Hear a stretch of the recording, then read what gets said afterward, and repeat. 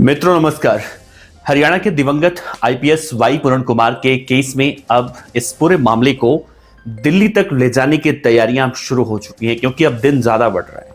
अब इस केस को लेकर जो 31 मेंबरी कमेटी के पास जो कमेटी गठित की गई है, वो उनके पास कांग्रेस के नेता उदित राज का एक न्योता आया है। उन्होंने कमेटी के मेंबरों से संपर्क कर दिल्ली आने को कहा है। साथ ही आईपीएस के इस केस को लेकर दिल्ली में एक बड़ी मीटिंग कराने और राहुल गांधी से मुलाकात करने का भी आश्वासन दिया गया है। आईपीएस ऑफिसर वाई पूरण कुमार के लिए यानी 26 अक्टूबर का जो दिन था, जब पंचकुला के नाडा साहिब गुरुद्वारे में अंतिम अरदास आयोजित की गई थी, इसमें दोस्तों जैसा मैंने बताया था आपको, हरियाणा, पंजाब, दिल्ली से सत्ता पक्ष और विपक्ष के नेताओं के साथ टॉप ब्यूरोक्रेसी भी पहुंची थी। 31 मेंबरी कमेटी के लीगल एडवाइजर और पंजाब हरियाणा हाई कोर्ट के वकील ओपी इंदल ने इस मामले में कहा था कि दिल्ली जाने को लेकर हम विचार कर रहे हैं। यानी कि 29 अक्टूबर को एक मीटिंग बुलाई गई थी आज, जिसमें परिवार की सहमति से सब कुछ तय किया जाएगा कि आगे इस मामले में करना क्या है। आईपीएस के परिवार के खिलाफ दरअसल जो एफआईआर दर्ज हुआ है, वो एक षड्यंत्र बताया जा रहा है। सरकार को चाहिए इसमें इनके तरफ से कि एफआईआर को खारिज कर दोषी अधिकारियों की गिरफ्तारी की जाए।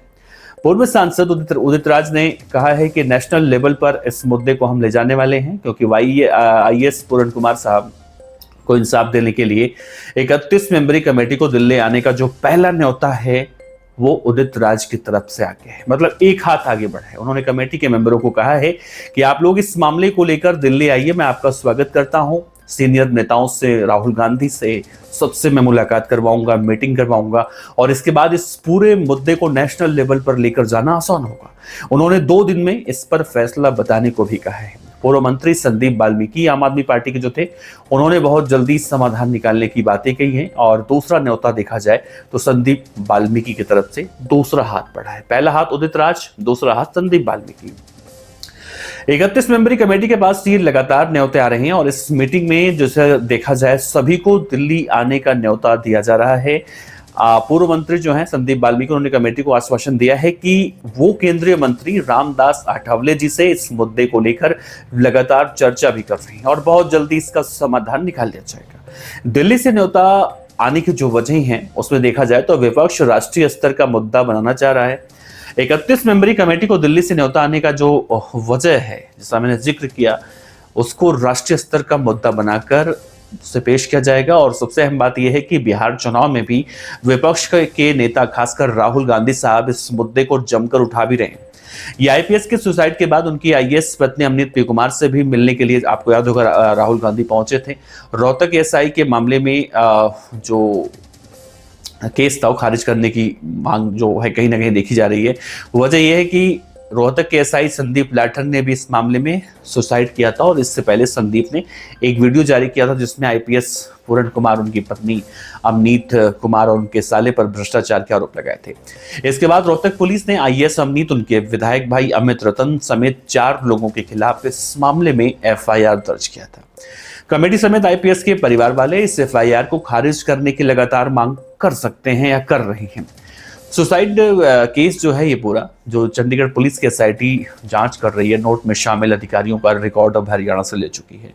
बहुत जल्दी इस अधिकारियों से पूछताछ हो सकती है, ये हम 3 से 4 दिन से लगातार बता रहे हैं आपको, लेकिन अभी तक हुआ नहीं है। एसआईटी ने रोहतक में पूरण कुमार साहब के गनमैन और सुशील कुमार के खिलाफ एफआईआर दर्ज किया है और सभी गवाहों से पूछताछ भी कर ली है।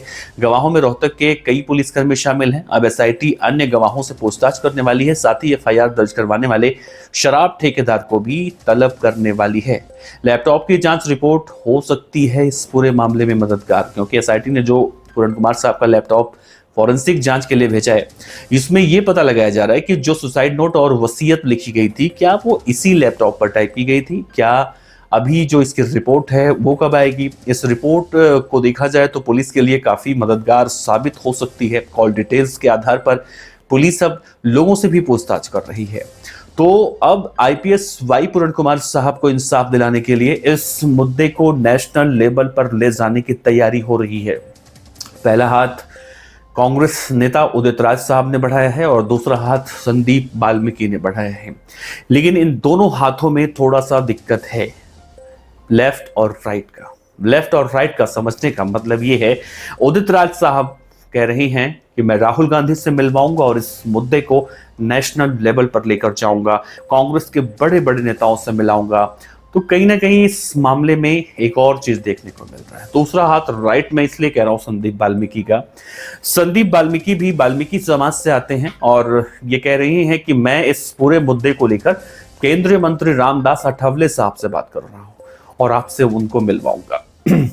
अब यहां पर एक चीज गौर कीजिए, एक तरफ तो एक नेता है वो कांग्रेस पार्टी के नेताओं से मिलवाने की बात कर रहे हैं, दूसरी तरफ जो नेताजी हैं वो बीजेपी में शामिल, यानी हम जिसे एनडीए कहते हैं, उसके नेताओं से मिलवाने की बात कर रहे हैं। तो आप एक बात समझिए, इस खेल का तो पूरा कहीं ना कहीं दायरा नहीं हो चुका है। लेफ्ट और राइट जब मिलेंगे तो अपने आप ही ये पूरा मामला राजनीतिक हो सकता है।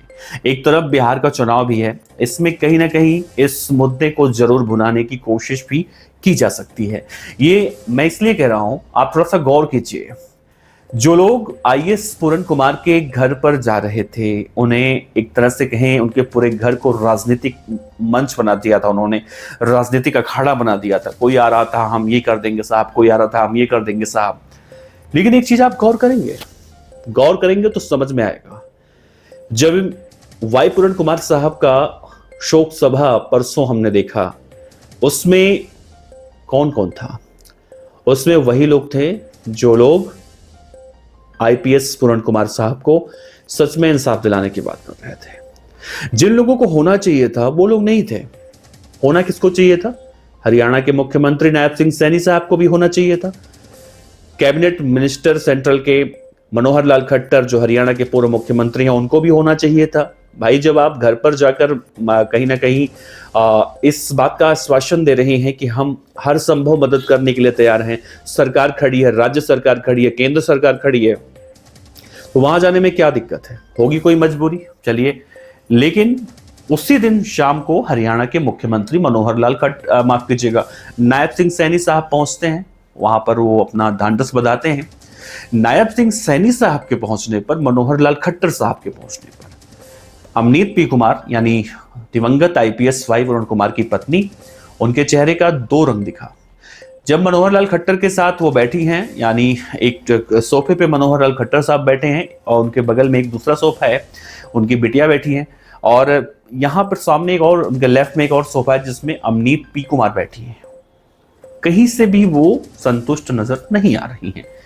जबकि दूसरी तस्वीर आप देखेंगे, थोड़ा सा गौर करेंगे, जब नायब सिंह सैनी पहुंचते हैं इनके घर पे, तो वहां पर अमनीत पी कुमार, थोड़ा सा उनका चेहरा बदला हुआ जरूर दिखाई देता है। यानी कि इस पूरे मामले में देखें तो कहीं ना कहीं अंदर से भी कुछ और चल रहा है। मनोहर लाल खट्टर साहब का वहां पर जाना, मतलब कुछ हजम नहीं हुआ, बहुत सारे लोगों को हजम नहीं हुआ और इस बात की चर्चा हो रही है। अब देखिए, राहुल गांधी से अगर मुलाकात होती है इस पूरे मामले में, तो राहुल गांधी क्या करेंगे? राहुल गांधी इस पूरे मामले को बिहार विधानसभा चुनाव में उठा सकते हैं। बिहार विधानसभा चुनाव में अगर ये मुद्दा उठा तो कहीं ना कहीं नुकसान यहां पर बीजेपी को या फिर एनडीए को होगा। और संदीप वाल्मीकि साहब से इनकी मुलाकात होती है, वो रामदास अठावले साहब से मुलाकात करवाते हैं, तो राइट वाली बात होगी। तो कहने का मतलब ये है कि परिवार को ना लेफ्ट से फायदा होने वाला है, ना राइट से फायदा होने वाला है। फायदा होने वाला है तो सिर्फ और सिर्फ राजनीति या उसमें शामिल लोगों को। और आप यकीन मानिए, ऐसे बहुत सारे केस भी हैं जिस केस में चर्चाएं तो बहुत होती हैं, उन चर्चाओं का कोई औचित्य नहीं रह जाता है। एक और नेता है, कल मैंने जिक्र किया था, वो अपने नेताओं को भेज रही हैं, अपने राज्य के विधानसभा स्पीकर को भेज रही हैं, लेकिन खुद कभी इस केस में खुलकर सामने नहीं आए। दिल्ली के पूर्व मुख्यमंत्री अरविंद केजरीवाल साहब की बात कर रहा हूं।